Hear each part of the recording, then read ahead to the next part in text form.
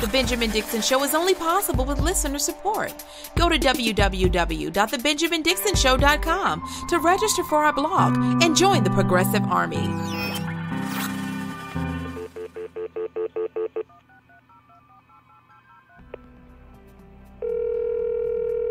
Hey, you've reached Friday Phone Lines with Benjamin Dixon. Since we don't take live calls anymore, I thought I would take Friday nights to answer all of the many voicemails that we get. So let's jump right in. Hi, Benjamin. My name is Edie. I'd like to know when we will start addressing the elephant in the room. Meaning, let's talk about the Democrats that are not looking out for our well-being. Let's tell people we need to vote them out, along with the Republicans that are taking advantage of us. We need to be more proactive in who we put in office to represent us. I believe that this is an elephant in the room that we don't talk about, meaning programs like yours, programs like the Hawk, other programs that I do look at. And I would like for someone to even call me back, and maybe I can express my opinions to you. That way you would put those opinions that I have out on the airwaves. Steve, thanks for the call, man. I'm starting off the show. I wanted to start off mellow and stuff. Why are you going to call my line and say I don't address the Democrats? I address the Democrats all of the time. I address them on my show. I address them on my afternoon show, like it or not. I am a number one proponent of calling out the Democrats, and not only calling them out, voting them out when it's time to vote them out. The only thing I'm not a proponent of is voting or allowing a Republican to get in. And I am not a proponent of allowing the false equivalence between Democrats and Republicans to stand, because there is a difference. There's clearly a difference. We just saw $1.5 trillion get passed and given away to in deficits, which I'm not really concerned about the deficits so much as I am what we're doing with the money that's creating the deficits. We gave it away to billionaires and corporations. And that came courtesy of the Republican Party, 100% down a party line vote. And now they're talking about the need to cut spending. We wouldn't have to cut spending if they hadn't gave away so much in tax breaks. And of course, the spending that they're looking to cut, not military and defense spending like they just passed last night with the bipartisan bill to keep the government open. They're going to spend on the military, but they're not going to spend on programs that we need.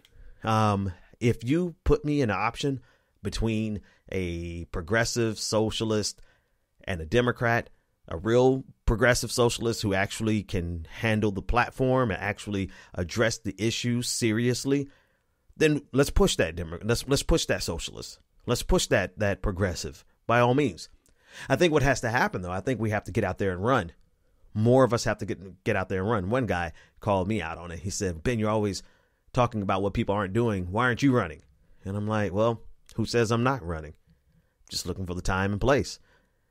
And who says everything that I've done so far hasn't been just to set up a platform for me to run?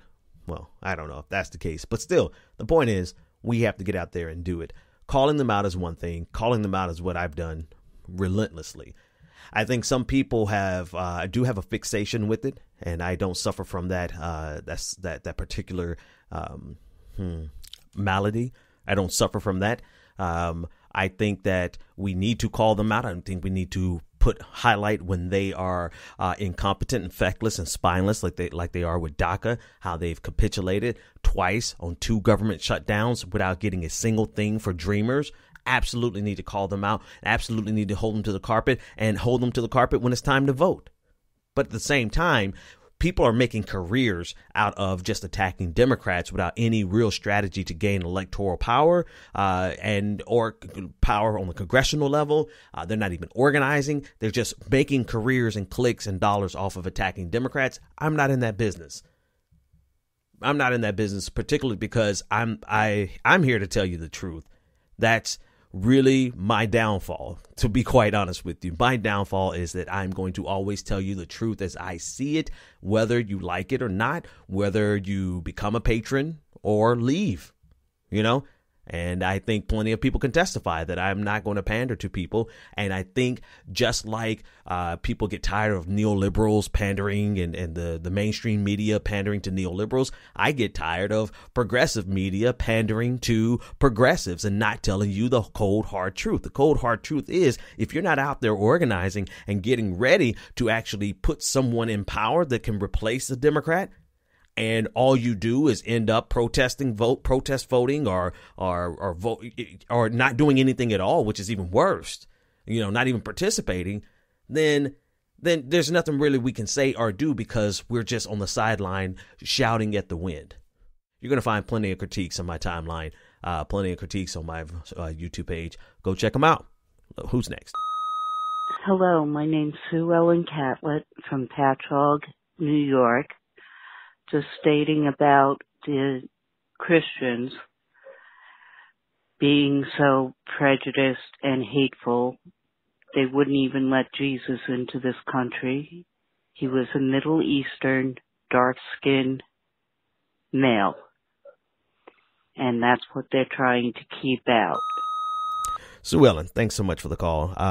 Anyone who's listened to me more than once knows that I basically wrote the book on this. God is not a Republican, and particularly focusing on white evangelicals who insert republicanism into their faith.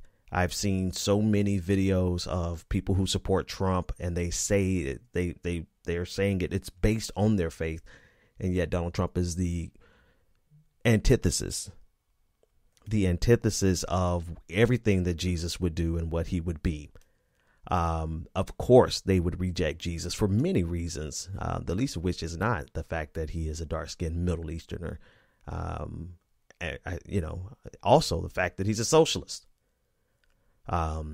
They would absolutely reject Jesus for what he is, what he was.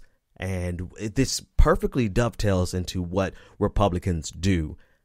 And okay, in fairness, it's not just Republicans who do this. Everybody does this. People who are disingenuous, at least, they whitewash, completely rewrite the history of a person after they're dead, and they write them the most convenient light for their political ideology and their agenda. And that is when that's what we see happening right now. That's what we see happening with Dr. Martin Luther King. They will rewrite him in an instant for their ideology. Knowing full and I haven't cussed on the show in so long. I'm actually quite comfortable not cussing, knowing full and well that they would hate Dr. King if he was alive, because they hated him when he was alive, period. And so they rewrite him to make him convenient for their political agenda, and so they can co-opt the memory and the legacy of our heroes. And then they do the same thing with religion. They completely rewrite the Bible. They completely ignore the parts of the Bible that speak about economic injustices. They ignore the parts of the Bible that speaks about usury and how it's a sin to charge your brother interest, right? They ignore all of those things. They ignore the things about the year of Jubilee where all the debts, every single debt is wiped out, forgiven. Of course, they ignore all those things because it's not convenient for capitalism. So, what you point out, they wouldn't accept Jesus into America because he was a brown-skinned Middle Easterner. Yeah, clearly they would not, but they also would reject him because of his economic policies. Who's next? Yeah, this is Sam from Connecticut. I am sitting here watching these two black fools on TV, on YouTube, that are totally making a fool out of themselves. They're both illiterate, and if you want, take all your black butts and go back to Africa. That's where you belong at. That's where you were put at. We don't want you here in the United States. All you do is suck from the white people. And you're all dumb and you're ugly on top of that. And Obama is an asshole and he's a stupid nigger. Hi, Sam. How are you? It's so good to hear from you. I should call out your phone number on the air so everyone could call you. I think these morons don't understand how technology works. I have your phone number. I am going to call Sam back. It's 12 o'clock at night, so I'm not going to call him back tonight because I'm not going to just be a complete ass. Oops, I didn't want to cuss. But isn't that a great voicemail? And now, in fairness, I took that one from my afternoon show, like it or not, but because the other ones I'm just pulling from my show, but it's all the same phone number, so it doesn't matter. But the point is I had to play that. He's referring to me and my co-host Rebecca Azor, and you know, a couple things about this that I don't even have to go through. There is one little nugget in there that I want to talk about for a few minutes, but illiterate. Come on, Sam. You sound like you barely got out of the third grade, and ugly. You know, I don't do too bad for myself, but have you seen my co-host? I mean, come on, Sam, get a grip on yourself. But I absolutely love how the very first thing, like I've been covering it this week, right? The very first thing these racists say is go back to Africa. I would bet you any amount of money, Sam, that my family line has been in the United States longer than yours. It's all but a guarantee.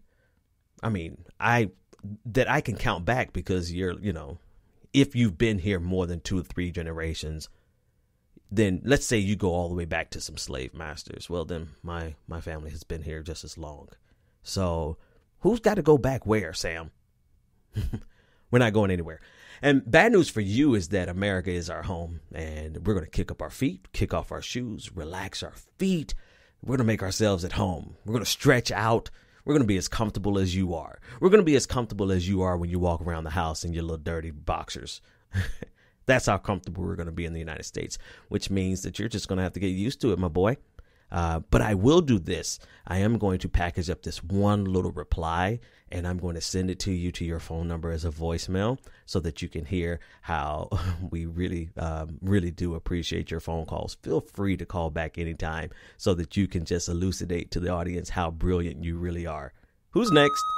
Yeah, my name is Joe Beck, and I'm calling from Baltimore about your 2 black nigger-ass people on this TV talking about the white people. We had nothing to do with this shit. The reason we don't want you Haitian people and you African people over, because you come over and you're all poor and you're all dumb. We have to educate you. We have to feed you. We have to clothe you. And you still can't do nothing. You're all fucking lazy niggers. You all need to fucking go back to fucking Africa and Haiti. That's why the countries are underdeveloped, because you're all fucking stupid niggers. Boy, you are big mad. Man, you're going to have an aneurysm out there. I hope you got your pacemaker batteries are good, my dude, because good Lord.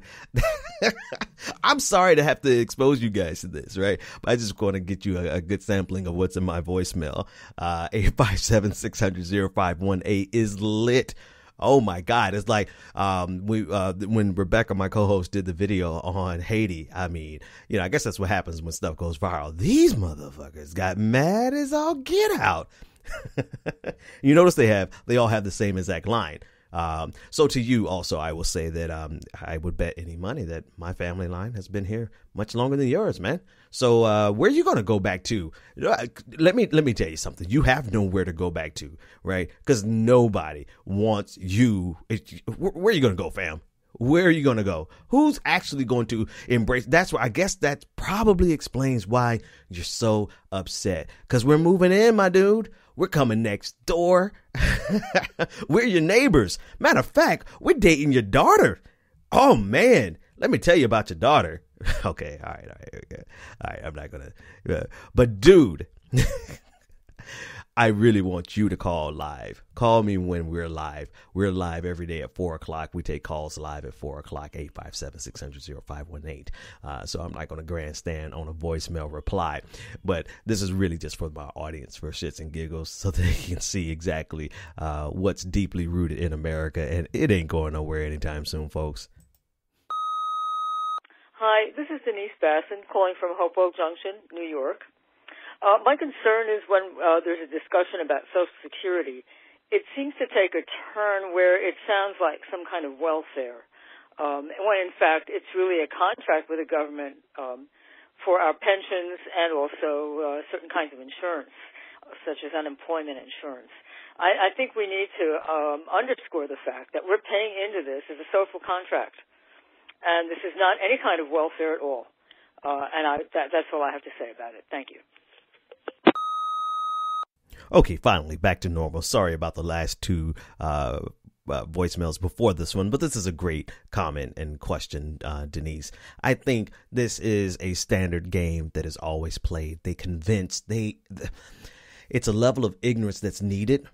Or in ignorance, I mean by a lack of knowledge, not saying that they're dumb, but there's a lack of knowledge, and the lack of knowledge is the common knowledge that you just gave. You just said it, right? This is a contract. The Social Security is a contract that we pay into our entire working careers, right? So it's not an entitlement in the sense that entitlement itself is the way they treat it is a misnomer. They treat the word entitlement as if it's something that they're doing us a favor with. Right. It's just a giveaway from the government, when in actuality, we are entitled to it because we paid into it. And the ultimate game is not so much to get rid of Social Security. The ultimate game is to privatize Social Security so that Wall Street can trade and make money off of it. I mean, it's billions upon billions of dollars that are just sitting there untapped. Ultimately, it's a part of the master plan of conservatives to privatize everything, to get rid of every single public option. They want to privatize Social Security. They want to privatize all of our schools. They want to privatize all of our roads. They've already privatized the vast majority of our utilities. And now all that's left is for them to privatize Social Security. So this is the master plan. They do not want to reduce taxes to so much that this is their dream, right? They want to reduce their tax burden, but they see absolutely no problem with us as average Americans, working class, middle class Americans, paying into a system that they can take that money and play with, right? And privatize it for Wall Street to play with our retirements. So they're not against taxes. They're against taxes on themselves. They're totally okay with this pile of money coming into play, allowing them to play with our retirements. And this is something that we ultimately have to push back on. We must reinstate the value in the minds of the American people of the public good. This is something that Professor Adolph Reed has said over and over again. It's something he's pushed for his entire adult career, is for the public good, to the value of the public good to be recognized and reestablished in our community. In our nation, rather, not just our community, but the nation. It is vitally important that we have a public option for everything. We need a public option for housing. We need a public option for all of our utilities. We need a public option for internet now. Let's broaden it out. We need to maintain the public option for what Social Security is, to never privatize it. We need a public option for healthcare industry, or go to single payer. Right. Even if we go to single payer, that's fine. Let them keep a private industry so that they can feel like, they're elite. But as long as we have an option here for the rest of America, because here's the thing, the capitalism is always going to 100% create a tiered system. It's going to eviscerate wealth. It's going to take the wealth from the masses at the bottom and amass it at the top. And in that type of scenario, you're going to have millions upon millions of people who are continuously vulnerable to the forces of capital, and all they have in exchange is their labor. The only way to take care of your citizens in that type of scenario is to create a public option so that people have the opportunity to survive in the system. Now, it's up to them. They could either create public options for housing, for transportation, for maintain it for Social Security, create it for healthcare industry. They could either do that or continue to see the direction that we're going in, where you're going to have millions upon millions of people waking up to the fact that we're getting screwed by the system. And when enough people wake the hell up, well, they better change the system really quick, or they're going to have a real problem on their hands.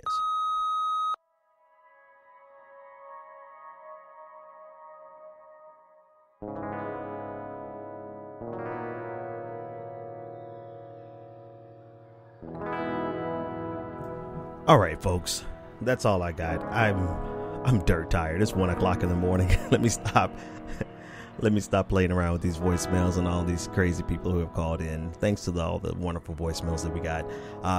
Keep calling in. I'll do this every Friday night or Friday morning, depending on when I get a chance to do the Friday show. But listen, thanks for hanging out with me.